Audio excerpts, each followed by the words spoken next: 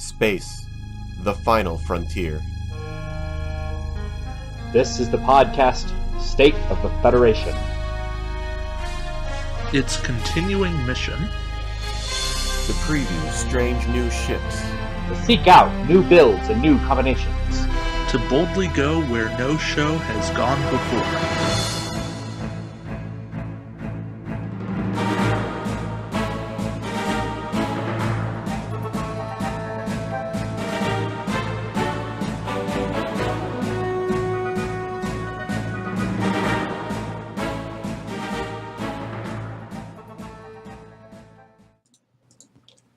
Good evening, ladies and gentlemen of the Federation, and welcome. Whoa.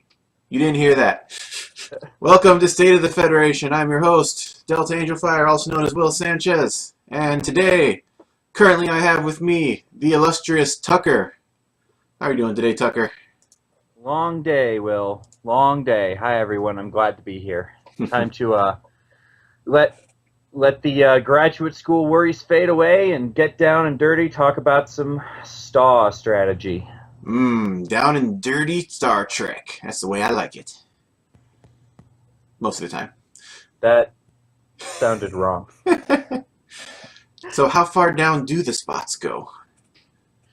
We are taking a vacation here on the Utopia Planitia shipyards. We're going for some shipbuilding, list building strategy for today. Good old fallback, which is actually good probably for a strategy podcast, especially since we have no new things to look up today for once. Yeah, though I guess the release date now for the next wave is tomorrow. So in theory. Yeah, we'll be able to see what the maneuver dials and arcs for some of these ships that really, the Hirogen, for example, are really going to depend a lot on that. We'll get to see what they look like. Indeed, I'll have to get my order in at my local game store tonight. Pick them up when I get there, and I'll just be playing with my little ships all night probably. Good evening, Outbound. Welcome. We're doing some strategy today. So, I forgot who we're going to start with. You or me, Tucker? Why don't we go ahead and... I don't mind starting, but if you want to start, we can go ahead and start with your build. All right. I'm going to start with a build over here. Tucker will take over part 2 with one of his tactical cube excursions, which are going to be hilarious and broken, I'm sure. Yeah, it sounds about right. We can hope. And hopefully David will be joining us later to finish off the conversation. So, today we're just going to be looking at builds and stuff. I don't have a specific build in mind. I was looking at more of a strategy. We'll flying a little bit by the seat of the pants. I was going to go with cloaking in today's day and age, and I'm going for more of a. I know. Everyone. There's been the huge argument about, wait, cloaking's overpowered. Wait, no, it's not. Wait, it sucks. Wait, it's great. I'm going to just do like the whole schizophrenic version here. I'll argue against myself. I just really hope, I really, really hope you like setting the Facebook community on fire. Fire. Hey, I'm totally not one of those people that just want to watch the galaxy burn. I don't want to set the world on... Oh, sorry, that's the wrong fandom. Well, if Shakespeare were alive today, that's how he would have written it, damn it. But yes, I'm doing something a little out of my usual zone. We're going to go ship pure with this one. This is usually more of a you and David thing. What? It's crazy talk. So yeah. Cloaking. Everyone knows what cloaking is. It's been in the game since day one. Cloaking, you take a cloak token. On the turn you take it, it goes on top of your ship. You get +4 defense dice for the combat phase. And if it lasts for more than a turn, whereas you don't fire to get rid of it, or you can fire and keep it somehow, then the next turn, and from that point after, you are immune to target lock, number 1. And you have a good opportunity to use the second most useful ability of Cloaking, which would be Sensor Echoing. Sensor Echoing is a very powerful ability. Maneuvering with an action is a great deal. Downside of Cloaking, of course, you have no shields. That would be kind of problematic, especially when you're going up against some of these builds that throw a lot of dice with some good quality in the first place.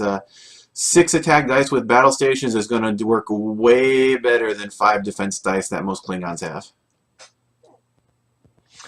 And I think that's kind of a fair assessment of what kind of happened around, for the little history lesson for you guys, around Wave 3 when the Keldon first came out. It was the first 5 attack ship that had battle stations inherent on it, and that really started knocking the... It really took a big bite out of some of the Klingon competition it had at the time. Right, and remember, prior to that, you know, I mean, for Wave 0, 1, even 2 a little bit, your meta was basically Klingons, Vorchas, because they throw lots of dice and can cloak. No target locking for you, you know. It was in many ways not the greatest, number 1, because it wasn't that balanced of a meta, but number 2, because... basically, it made the game very, as Will likes to say, dicey. Now, Wave 1 did bring us the Praetus and Cloaked Mines, but it took us a while to figure out how good those were. Yeah, and when we figured out how good, when some of us figured out how good those were, they said, "Well, you can't use those anymore." Yeah, especially against Cloakers, which was funny because we went straight from Cloak is overpowered to Cloak is useless against Cloak Mines. Cloak Mines are overpowered. And that was about when the Borg hit. Ew. Good old Borg. But yeah, there were a lot of ways that you could start to get around Cloak, but it was generally a lot more... It was more difficult than people wanted to put the effort into. Once we had free actions from flagships and... what was it? The good old Admiral's orders that no one remembers anymore. Oh man, those were so broken. I put up a 2-ship build with an Enterprise D that shot out of its 360 arc with 7 attack dice and battle stations every turn. I think that actually drove one of my Klingon playing friends right out of the game, because I just shot one ship each turn, and he was like, "Nope, I'm done." I feel bad. I miss Brian. He was a good guy. Yeah, it's wow. It's almost like people don't like the idea of 7 attack die 360s. I don't know where I've heard that before. Where could that have come from? I was doing it before it was cool, man. But yeah, on the subject of Cloak, these days Cloak does have some advantages once again, and really, if you're talking about Cloak, there's a couple different ways to go about it. I'm not really going to touch Federation because they only get the 1 cloaking device, and it only works on the Defiant, and that's kind of hard to deal with. That pretty much leaves mostly Klingons and Romulans who have Cloak inherently. It also gives us the Kazon, who actually get a weird cloak called Masking Circuitry, which is actually relatively cheap, and they have battle stations, which makes it pretty good. And last but not least, we have Mirror Universe, especially with the Prakesh that has a Mirror Universe cloaking device that can go on any ship, on any Mirror Universe ship. Am I missing anything? You might want to talk about, I know you're doing ship here, but you might want to talk about Tarul. Oh, Tarul. Tarul came from the DS9 upgrade pack. She has quite a useful ability. She's a 3 or 4 point Romulan crew member upgrade. Her ability... 4 points, I think. 4 points. Her ability is that when you have the cloaking device upgrade, you don't have to disable it to use it. And her own ability, which works whether she's on with a cloaking device upgrade or not, is when you are cloaked, you may turn in 3 of your defense dice without rolling them to get 1 guaranteed evade. Which can be pretty handy, but I'm pretty sure it suffers from the May ruling, so that she can only be used once. It does. So it's not quite as good as some of the other ones that were, take a power token for an evade. But she can be useful nonetheless. She was definitely a lot more useful before the new ruling came down. Well, no, I'm talking, Will. I'm talking about her second ability. Oh, the one that gets her. What? She get a free tech slot? No, yes, her third ability. The one that makes cloaking device not disable? Yes, that one. That was the first one I said. Oh, I'm sorry, I didn't hear you. I apologize. You never listened to me. Correct. Okay. Okay. So yeah. So for the most part, we got 4 main factions that are doing cloaking. Klingon, Romulan, Kazon, Mirror. Klingons. Dominion? All right, Dominion. The Keldon has some too, doesn't it? You were literally just talking about Keldons. Yes, I was, wasn't I? I do that from time to time. You can never be too sure. Hey, David, have you joined us? I have indeed. Good day, sir. We are getting right into the thick of strategic building, and we're talking about cloaking today. Cloaking fleets, cloaking ships. What's good? What's bad? Let me see if I can get you on here. There we go. So to rule.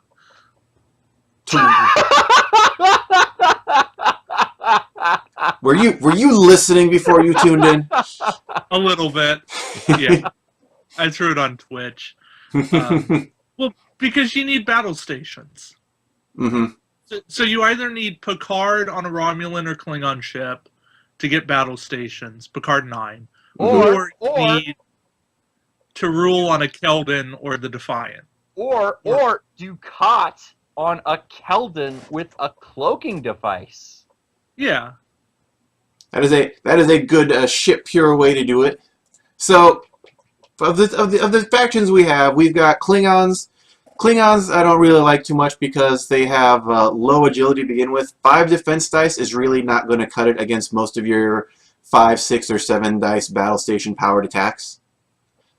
There is one notable exception for that, and I will say it for the assimilated bird of prey, assimilated vessel number 60728.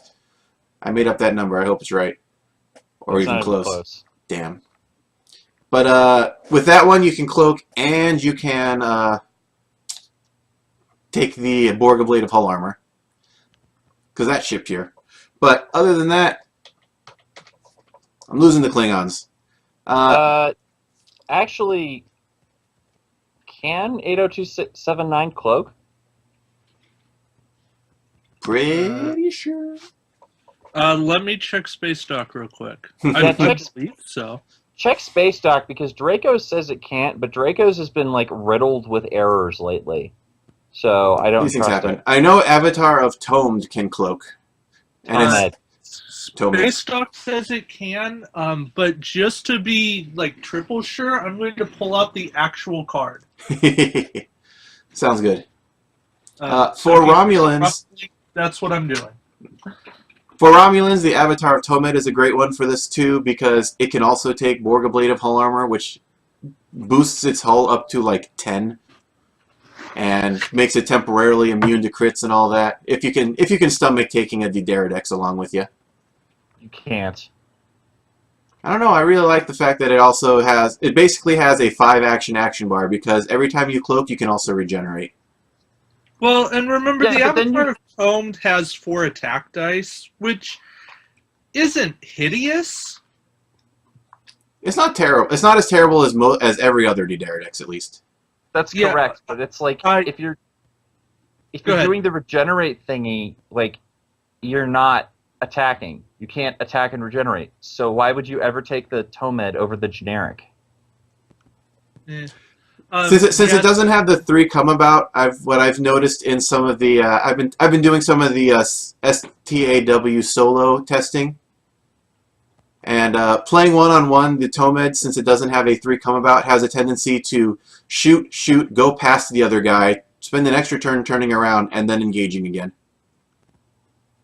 So that's a good way to heal like 2 health every turn, every round of every engagement cycle. Yes, to confirm, the assimilated Burrell can cloak. Which is cool. So. But apart from that, Romulans in particular don't really have good access to battle stations. They do have other bonuses though, and I'm going to come back to those in a minute.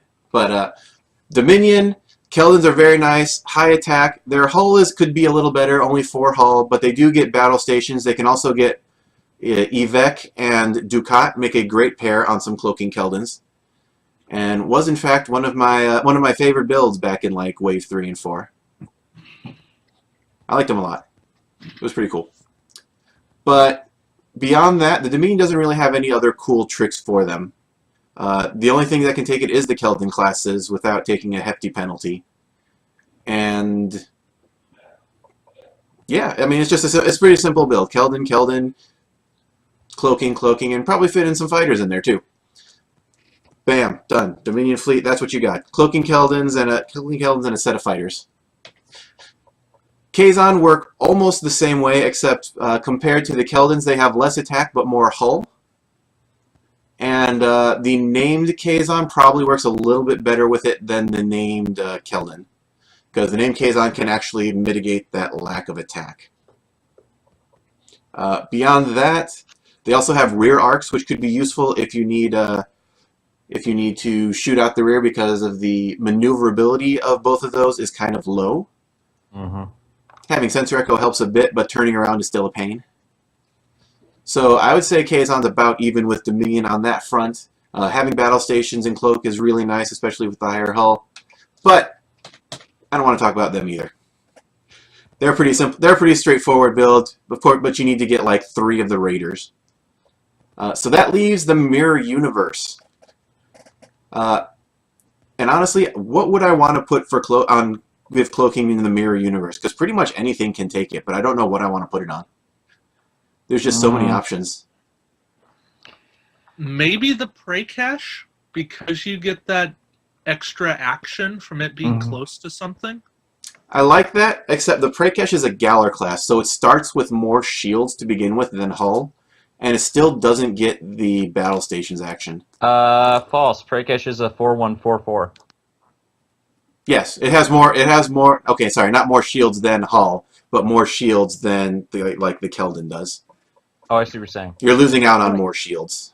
Well, Right. I'm I'd looking. say, Go ahead, David. Go ahead.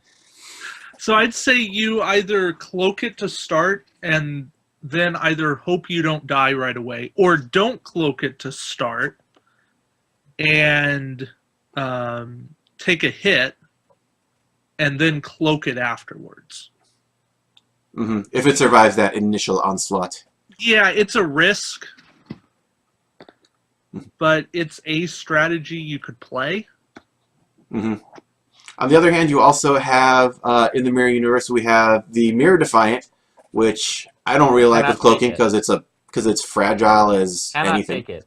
Cannot? As weapon, crew. Oh, but it came with like 3 different people that added tech slots. Okay, well, yeah, look. Okay, at that point, you're paying like 10 points for the Cloaking device, and it's not even worth it. Oh yeah, it's not worth it to begin with. 3 hull Cloaking with 3 hull is just asking to get shot. I learned this the hard way when the Chitane came out. It does have battle stations at least, though. It does, but if you want battle stations, you might be better off with the Regent's Flag. Yes, indeed. Look no further than not only the Regent's Flagship, but also Assimilation Target Prime. Right. ATP doesn't have battle stations. It doesn't? Oh, right, because the board version doesn't. Right. Evade, target, lock, scan. Regenerate. Regenerate, yeah. Yeah, but the other version should. Just the Galaxy class, the Enterprise E or Enterprise D. First of all, also does not have tech slot. Weapon, crew. Second of all, its ability is incredibly unsynergistic with Cloaking. During the roll attack die step, you may disable a shield, one of your active shields, right, to gain +1 attack die.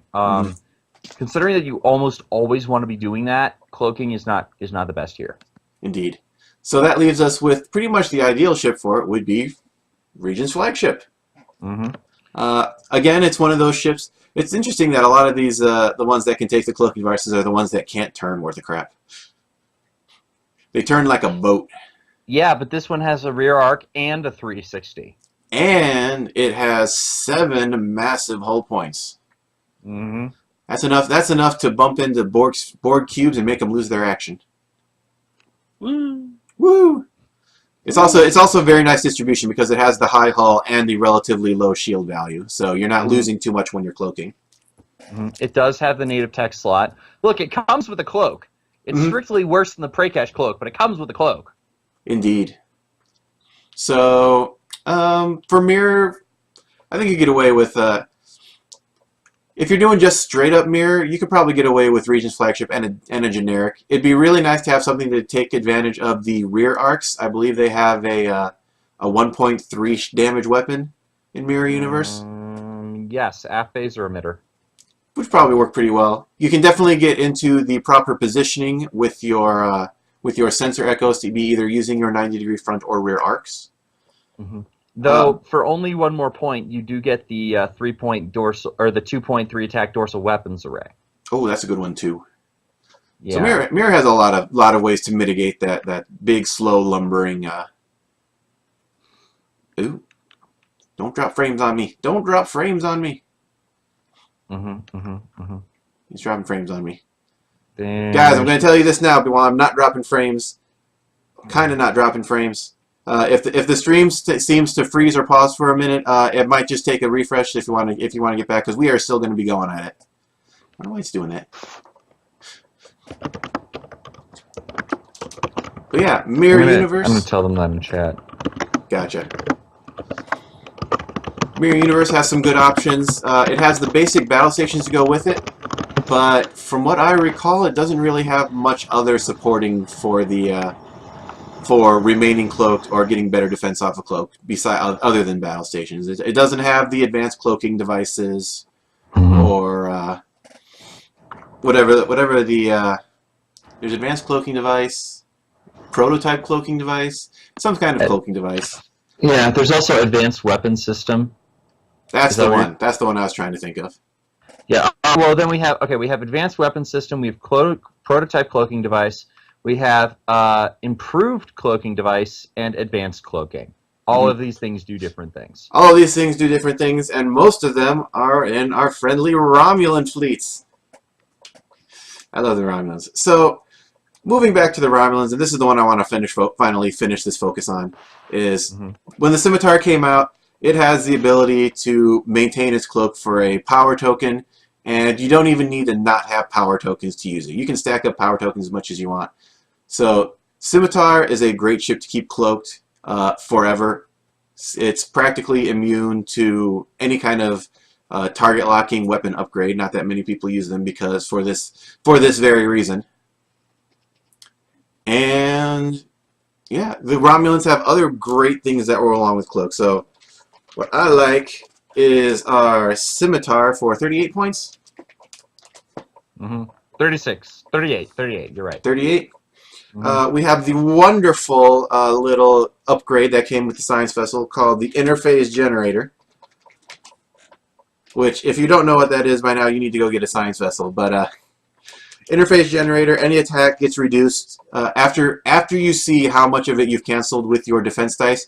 You can negate all of that and turn it into a single hit, which is very nice. It helps. It mitigates a lot of the diciness of Cloak, because one of the big problems of Cloak with other factions, especially the ones without battle stations, is that if you take your action every turn to Cloak, not only are you not getting any real good modifiers on your defense, you're not getting any real good modifiers on your offense. So basically you're just rolling dice and hope they go well your way and praying to the RNG gods. Praying to the RNG queue. Yeah.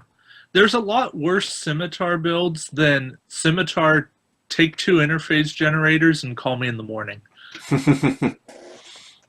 Indeed, because even if you need to turn around and to keep firing, you get the power token. You can still stay cloaked. You can still use your interface generator because they don't take actions. And beyond that, I also enjoy. It'd be really nice to fit a Thaleron weapon on here because I think Thaleron weapons are a really good attacking thing. Oh, that's so sad. I know, man. Why do we have these limitations? So if you don't have those limitations, go ahead and take a Thaleron weapon along with a decent captain on here like Toreth. With the 50-point build, a lot of people tell me to ditch some torpedoes. I like the scimitar torpedoes because they let me shoot 7 dice out of my rear arc. And for the most part, they'll work on almost any fleet except another scimitar. And I like that. I like that a lot. So I'm going to put those on there. There's no quality though. I know, but if you've seen the list I did on Board Game Geek, which I might even just reenact here again, the Romulan flagship has a very nice ability that any ship within range 1 to 2 can reroll all of their attack dice. Yeah, I know where you're going with this. It's just as a originally a Federation player, it just hurts my soul. It hurts your soul. No quality. No quality.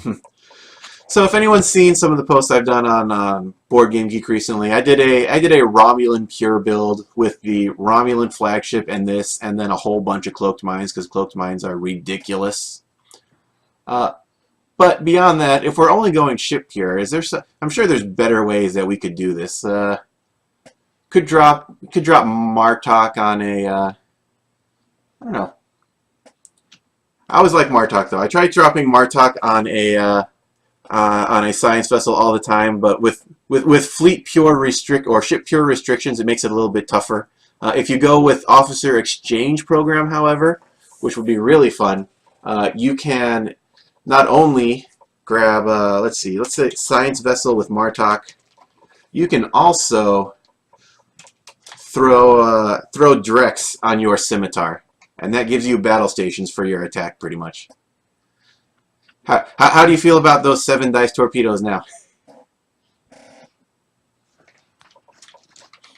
I mean, I'd rather just put Drex on a Borg sphere.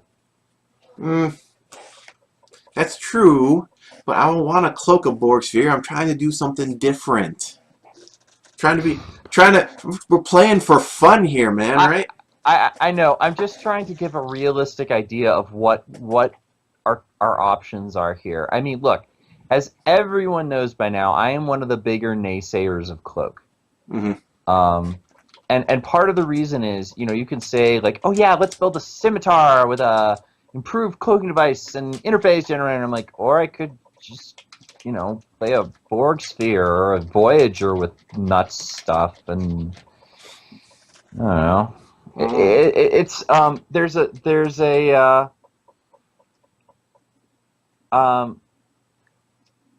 I think I've mentioned Bintu here. Bijntu. Have I? Who? What? Oh, this is a concept. Back when I was involved with Dungeons and Dragons 3.x character optimization, we had a phrase Bintu, Bijntu, but it's just not that uber. And that's sort of how I feel about cloaking. It's like, it's alright, but for the point, you know what I'm saying? Mm-hmm. Yeah. Yeah. Let's see. I'm thinking of one other thing here. If I'm going Romulan Klingon in the officer exchange program. Here we go. If we're only doing ship pure instead of the full fleet pure, I can still grab in 2 sets of fighters if I bump Martok's ship up a little bit. Mm-hmm. And we all love the Hideki fighters because they have the insane attack values. So much attack, such attack. I'm trying to forego Borg because we've already established over the last 30 episodes that Borg are silly and strong, and you probably always want to run them. This is going for a little bit different. So 4 hull ship that Martok can fit on. There's not a lot of good ones in with the Romulans. We could fit them on something like the either a Karaga or one of the Katingas. Mm-hmm.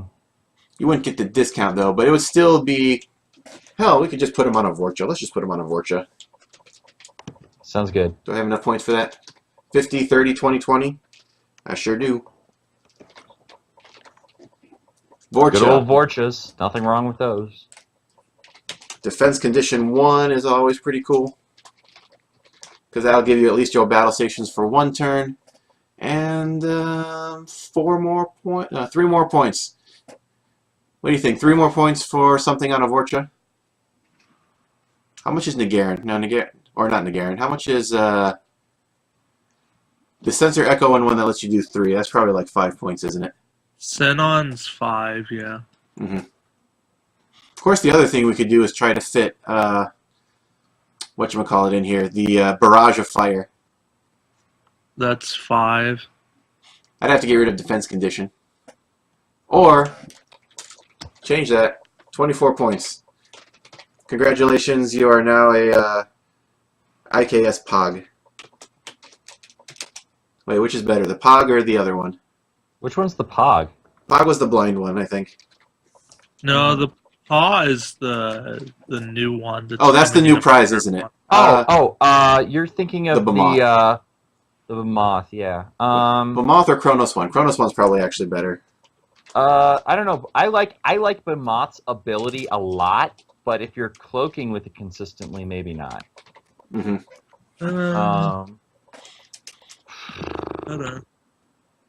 I'm sorting Klingon ship by points. Behemoth is you can perform a red maneuver while you have a power token.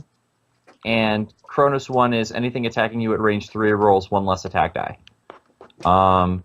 Range 3 doesn't last very long, and being able to come back every single turn you want is pretty cool. That is pretty neat.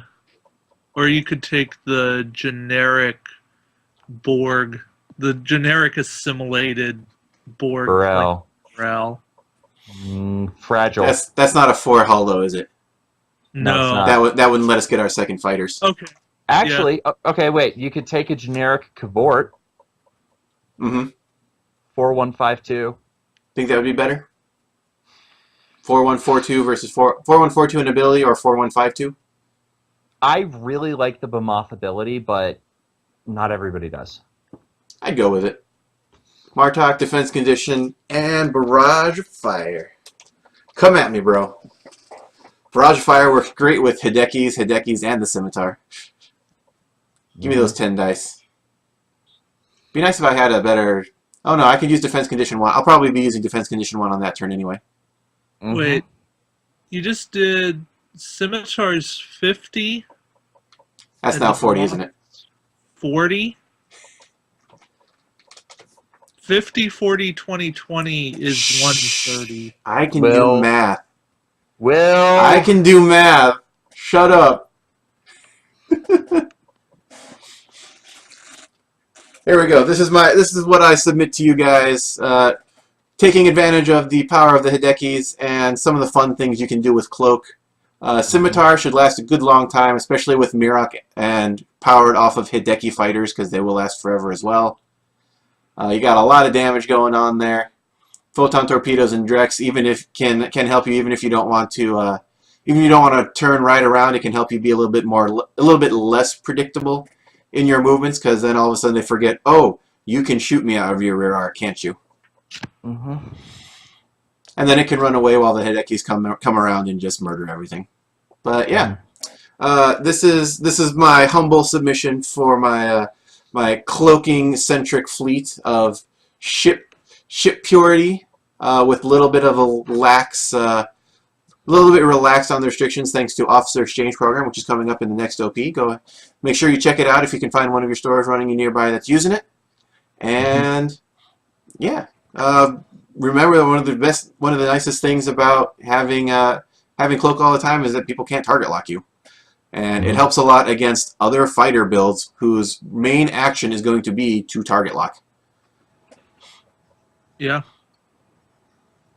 At least until it's that people get enough of those Federation things that give them battle stations. Which, this is a good reason why you should get that thing that gives fighters battle stations. Yeah. Yeah. That's it for me and this build. Any parting comments before we move on to what Tucker wants to talk about?